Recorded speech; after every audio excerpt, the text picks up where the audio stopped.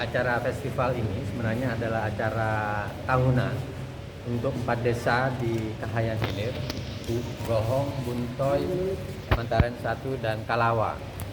Jadi 4 desa ini adalah penerima izin perhutanan sosial, yaitu hutan desa.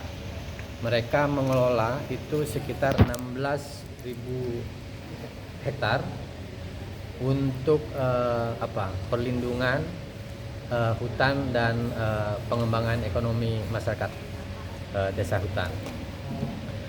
Festival ini sebenarnya adalah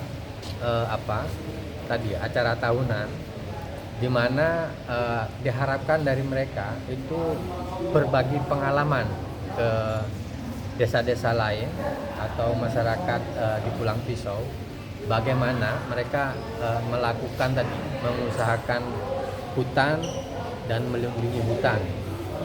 Karena kalau kita tahu bahwa Pulang Pisau selama ini kan wilayah yang rentan kebakaran hutan begitu. Jadi tema festival kali ini adalah festival penjaga hutan. Nah, 4 desa ini memiliki masing-masing desa itu 20 tenaga patroli yang tugasnya mencegah kebakaran hutan, yaitu terutama misalkan melakukan pembasahan, melakukan patroli agar orang-orang sekitarnya tidak melakukan pembakaran lahan saat kemarau terutama. Terus yang kedua itu ada tim patroli hutan. Mereka yang masuk ke hutan secara berkala setiap tahun. Mereka mengidentifikasi sumber-sumber hayati di dalam hutan, apa saja yang masih ada di hutan desa Kahayan Hilir. 4 desa itu apa aja? 4 hutan desa itu ada Buntoy, Mantaren 1, Kalawa, dan Gohong. Di Pulang Pisau semua, di Kahayan Hilir. Berarti itu statusnya perhutanan sosial ya Pak? Ya, perhutanan sosial. Tepatnya hutan desa. Jadi mereka mendapat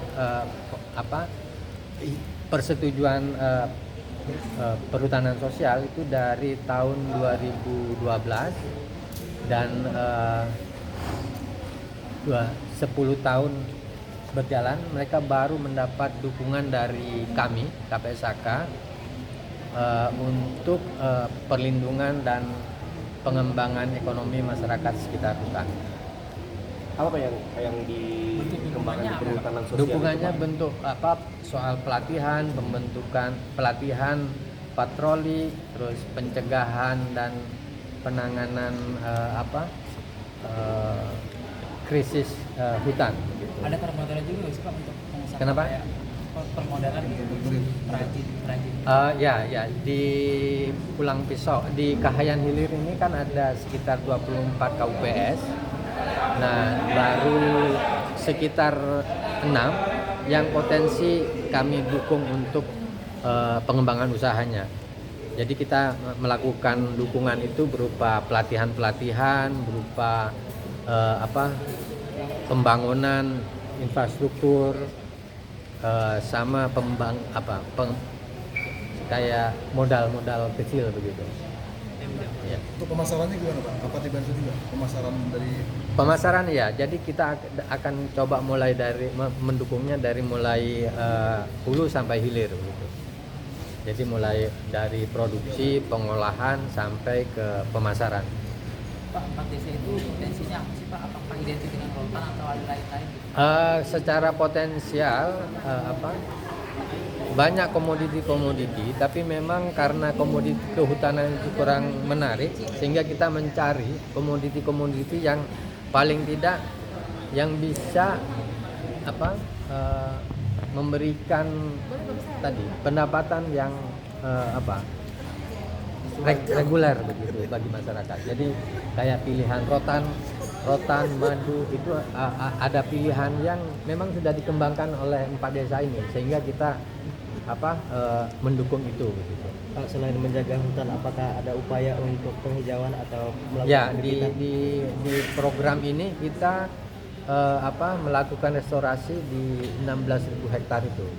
ada sekitar 11.000 kita melakukan restorasi hutan dan gambut. Ada potensi untuk meluas nggak Pak? Misalkan di kabupaten dan desa lain?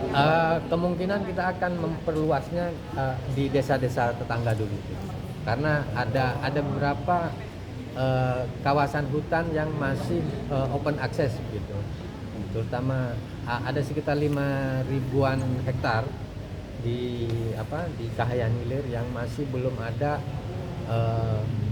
pemegang izinnya atau pengelolanya. Kalau yang perhutanan sosial ini status kawasannya apa Pak? Kalau yang perhutanan sosial kawasannya hutan lindung. Hutan lindung? Iya, hutan lindung kawasannya.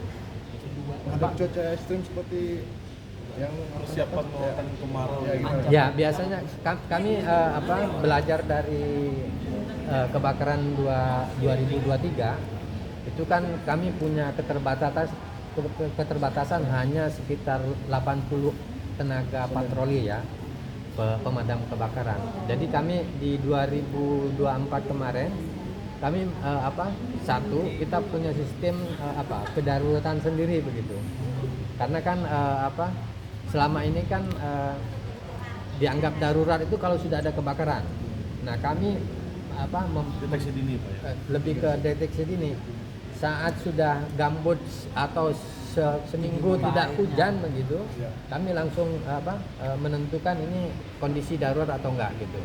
Nah, baru kami membentuk tim namanya tim darurat Karhutla, itu terdiri dari yang 80 pasukan di 4 desa ditambah dengan masyarakat peduli api yang dibentuk oleh pemerintah, terus dengan kelompok-kelompok lain di masyarakat yang bisa membantu. Ada sekitar 200 lebih saat tim itu dibentuk. Pak, 4 desa ini berpotensi karhutlanya yang di mana?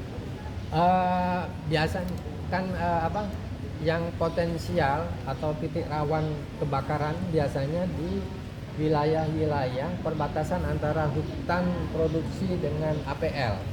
Nah, biasanya diaksesnya yang mudah, terutama di bagian selatan itu kan ada saluran kanal yang bekas PLG.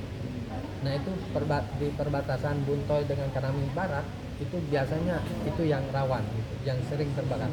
Api mulai dari situ.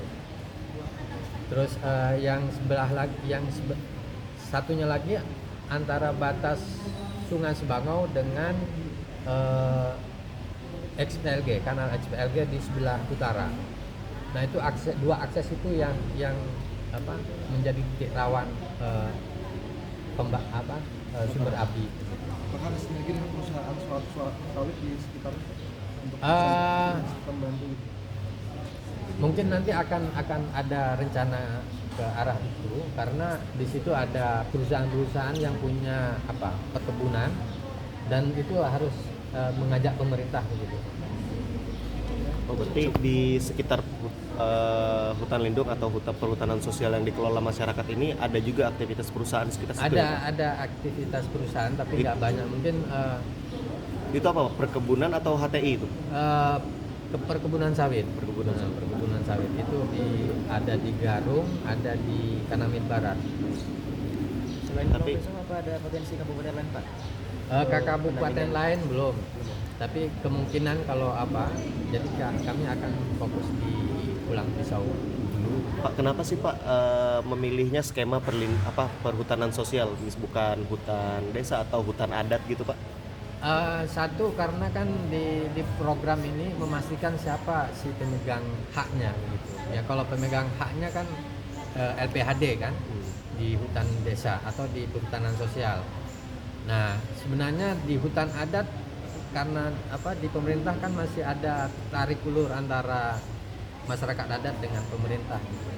Jadi makanya kebetulan program ini lebih mendukung yang pemegang haknya jelas.